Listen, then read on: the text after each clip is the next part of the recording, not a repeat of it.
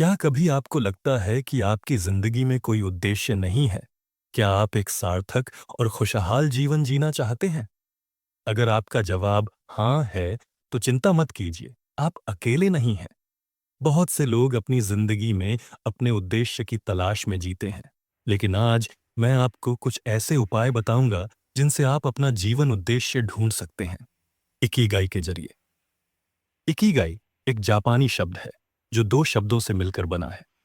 इकी मतलब जीवन और गाई मतलब मूल्य या महत्व। दोनों को मिलाने पर इसका अर्थ होता है जीवन का अर्थ या उद्देश्य। यह शब्द फ्रेंच शब्द रेज़ॉन d'être जैसा है, जिसका अर्थ होता है जीने का कारण। यह विचार जापानी संस्कृति में सदियों से मौजूद है, लेकिन पूरी दुनिया में इसे प्रसिद्धि मिली जब हेक्टर गार्सिया और फ्रांसिस्क मिराल्स ने अपनी किताब प्रकाशित की, Ikigai the Japanese secret to a long and happy life. आज मैं आपको इस किताब का सारांश बताऊंगा और इकिगाई की फिलॉसफी समझाऊंगा। याद कीजिए वो एहसास जब आप छोटे थे, स्कूल पिकनिक के दिन सुबह उठते ही दिल में जोश और उत्साह भर जाता था। क्या आज भी कभी वैसा महसूस होता है? ज्यादातर बड़े लोग सोमवार सुबह काम पर जाने से पहले ही थक जाते हैं। क्या ये अच्छा नहीं होगा अगर हम फिर से उसी उत्साह को अपनी रोजमर्रा की जिंदगी में ला सकें? तो सुनिए, ओकिनावा। ओकिनावा के लोग इसका राज जानते हैं। जापान का ये द्वीप दुनिया के सबसे खुशहाल और दीर्घायु लोगों का घर है। यहाँ के लोग औसतन 100 साल से अधिक जीते हैं। वे जीवन भर काम करते हैं और कभी रिटायर होने के बारे में सोचते भी नहीं। बूढ़े लोग भी स्वस्थ रहते हैं और अगर कभी नौकरी छोड़नी पड़े तो भी अपने शौक पूरे करते हैं और समाज से जुड़े रहते हैं। तो आखिर उनका राज क्या है? उत्तर है इकिगाई के सिद्धांतों के अनुसार जीना। अपना इकिगाई खोजने के लिए आपको बस 4 प्रश्न पूछने हैं। 1, मुझे क्या करना पसंद है? What do I love? सोचिए उन चीजों के बारे में जिन्हें करते वक्त आप समय भूल जाते हैं। वो काम जो करते हुए आप फ्लो की अवस्था में चले जाते हैं। शायद वो खाना बनाना है या पहाड़ों पर घूमना।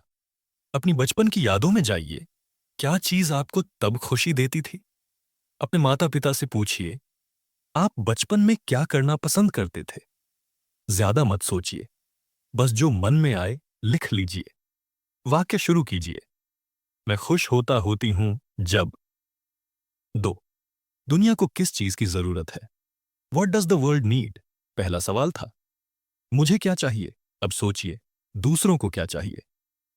हमारी खुशी का बड़ा हिस्सा दूसरों के लिए उपयोगी बनने से आता है। ओकिनावा में हर व्यक्ति समाज का हिस्सा है, जहां लोग एक दूसरे की मदद करते हैं। सोचिए, दुनिया में क्या कमी है? लोगों को क्या चाहिए? शायद आपको लगता है दुनिया को थोड़ा धीमा होना चाहिए या लोगों को प्रकृति से फिर से जुड़ना चाहिए। आप यह सवाल अपने परिवार पर भी लागू कर सकते हैं। मेरे परिवार को क्या चाहिए? 3, मैं किस काम के लिए पैसे कमा सकता हूं? What can I be paid for? हमें सिर्फ वो काम नहीं करना चाहिए जो हमें पसंद है, बल्कि यह भी सोचना चाहिए कि उससे जीवन यापन कैसे हो। ओकिनावा में 90 साल के लोग भी अपनी सब्जियां बेचकर पैसा कमाते हैं। पहले लिखिए कि आप अभी किस काम से पैसे कमाते हैं, फिर सोचिए और किन कामों या सेवाओं से आप कमा सकते हैं। 4, मैं किस काम में अच्छा हूं? What am I good at? यह सवाल अंत में इसलिए आता है क्योंकि अक्सर हम अपनी प्रतिभा भूल जाते हैं। बचपन में किसी की नकारात्मक राय ने हम पर असर डाला होता है। अगर कभी किसी ने कहा कि तुम इसमें अच्छे नहीं हो, तो शायद वो व्यक्ति गलत था। सोचिए, आप किन चीजों में अच्छे हैं या थोड़े अभ्यास से अच्छे बन सकते हैं। अब जब आपने ये चारों सवालों के जवाब दे दिए, तो अगला कदम है कार्यवाही करना। बहुत से लोग सोचते हैं कि जीवन का उद्देश्य एक दिन अचानक मिल जाएगा, लेकिन असल में जो लोग अपना उद्देश्य पाते हैं, उन्होंने उसके लिए मेहनत की होती है। इकिगाई को पाना ट्रायल एंड एरर की प्रक्रिया है। अपने उत्तरों के अनुसार छोटे छोटे कदम उठाइए। वो काम अपने दिनचर्या में शामिल कीजिए जो आपको खुशी देते हैं और जो दूसरों के लिए उपयोगी हैं। धीरे धीरे आप देखेंगे कि उन्हीं चीजों से आप पैसे भी कमा सकते हैं। अब किताब में दिए गए कुछ और लाइफ रूल्स पर नजर डालते हैं। एक, सक्रिय रहें, रिटायर ना हो। ओकिनावा के लोग कहते हैं, स्वस्थ रहने के लिए हमेशा व्यायाम जरूरी नहीं, बस दिन भर सक्रिय रहना जरूरी है। जैसे टहलना, बागवानी करना या दोस्तों के साथ कराओके गाना। क्या आप भी अपने दिन में ऐसी छोटी गतिविधियां जोड़ सकते हैं? 2, धीरे चलें। वर्तमान में जे ओकिनावा के लोग हमेशा व्यस्त दिखते हैं, लेकिन वे कभी जल्दबाजी नहीं करते। वे अपने इकिगाई पर काम करते हैं, शांत मन से, सुकून के साथ। हर काम पूरे ध्यान से करें, चाहे वो छोटा ही क्यों ना हो। रूटीन कामों को माइक्रो फ्लो में बदलें और उन्हें आनंद से करें। 3, पेट को पूरी तरह न भरें। स्वस्थ रहने के लिए जापानी सिद्धांत है 80% रूल, यानी पेट को सिर्फ 80% तक भरें। भोजन करते समय पूरी जागरूकता रखें ताकि समझ सकें कब पेट भर गया है। आज से ही अभ्यास करें, थोड़ा कम खाइए और बिना किसी स्क्रीन के खाइए।